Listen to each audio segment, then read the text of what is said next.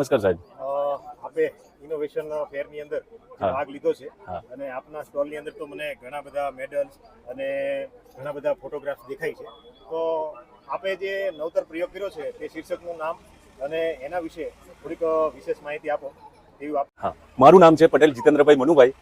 હું છોટાઉદેપુર જિલ્લાની એકદમ જેને આપણે પૂર્વ પટ્ટી કહીએ અંતરિયાળ વિસ્તાર મધ્યપ્રદેશને અડીને આવેલું એક આ ગામડું છે ગુનાટા, અને એ ગુનાટાની પ્રાથમિક શાળામાં હું આચાર્ય તરીકે મારી પોતાની ફરજ બજાવું છું. હવે થોડી વાત કરી લઈએ મારા સ્ટોલની. તો આપ જોઈ શકો છો કે બાળકોને બોલાવતી શાળા, આકર્ષક પરિસર અને રંગીન શાળા. કદાચ એક પ્રશ્ન થતો હશે કે શાળા તો બાળકોને જ બોલાવે ને, પણ આ જે આકર્ષતી શાળા, આકર્ષક પરિસર અને બાળકોને બોલાવતી શાળા, આ મેં શા માટે રાખ્યું કે અમારા વિસ્તારની અંદર મોટાભાગના જે વાલીઓ છે એ વાલીઓ મજૂરી કામ અર્થે બહાર જતા સ્થળાંતર કરીને જાય છે. હા, સાથે એમના બાળકોને પણ લેતા જાય છે, એટલે ત્યાં બાળકો મળતા નથી, બહુ જ ઓછી હોય છે. એટલે મને એક વિચાર આવ્યો કે આપણે એક એવું સુંદર મજાનું એક પરિસર બનાવીએ કે જે આકર્ષણ ઉભું કરતું હોય, જે આ વિસ્તારમાં ના હોય, જેમને જોયું જ નથી.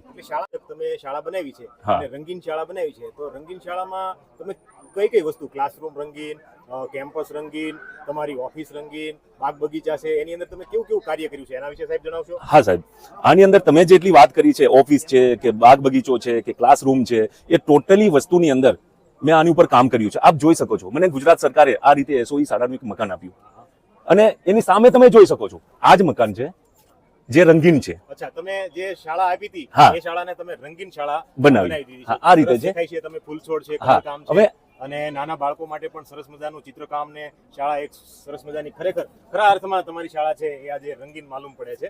અને હાજી સાહેબ, તમે જે તમારું શીર્ષક છે બાળકોને બોલાવતી શાળા, આકર્ષક પરિસર, ઘણી રીતે આમ તો ફોટામાં જ આવું લાગે છે, વાસ્તવમાં આપણે જયારે મુલાકાત શાળાની લઈએ ને ત્યારે આપણને સાચો ખ્યાલ આવે. જો કે આમાં જે બોટલો છે એ 500 જેટલી બોટલો મેં ગ્રીલ ઉપર લગાવી અને ત્યાં ફૂલછોડ રોપ્યા.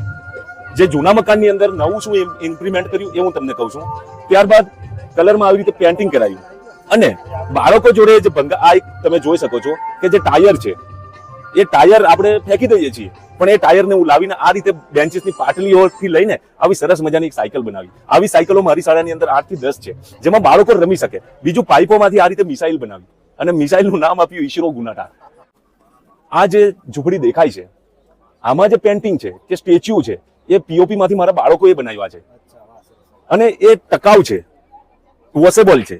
અને આ ઝૂંપડીનું ઉદઘાટન માનનીય મામલતદાર સાહેબ છોટાઉદેપુર દ્વારા જ્યારે અમારી શાળાની અંદર 26મીનો કાર્યક્રમ તાલુકા કક્ષાનો કરવામાં આવ્યો, ત્યારે માનનીય મામલતદાર સાહેબ દ્વારા એમણે આનું ઓપનિંગ કર્યું, ઉદઘાટન કર્યું. હા, અને અહીંયા એવી વસ્તુઓ મેં જે મૂકી કે ત્યાંની જે પરંપરા છે, ત્યાંના જે વડવાઓ છે, સ્થાનિક પરંપરા, સ્થાનિક સંસ્કૃતિ અહીંયા મેં આખી રાખી છે. તમે ગાડું જોઈ શકો છો, એમના રસોઈ બનાવવાના સાધનો જોઈ શકો છો.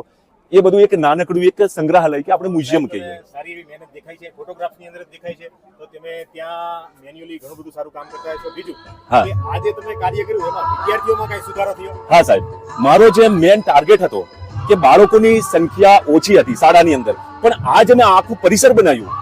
વાલીઓની અંદર જાગૃતતા આવી કે ના, આ શિક્ષક આપણા માટે કરે છે, આપણે ફક્ત બાળકને શાળા સુધી મૂકવાનું છે, બાકીની જવાબદારી આ શિક્ષકની છે.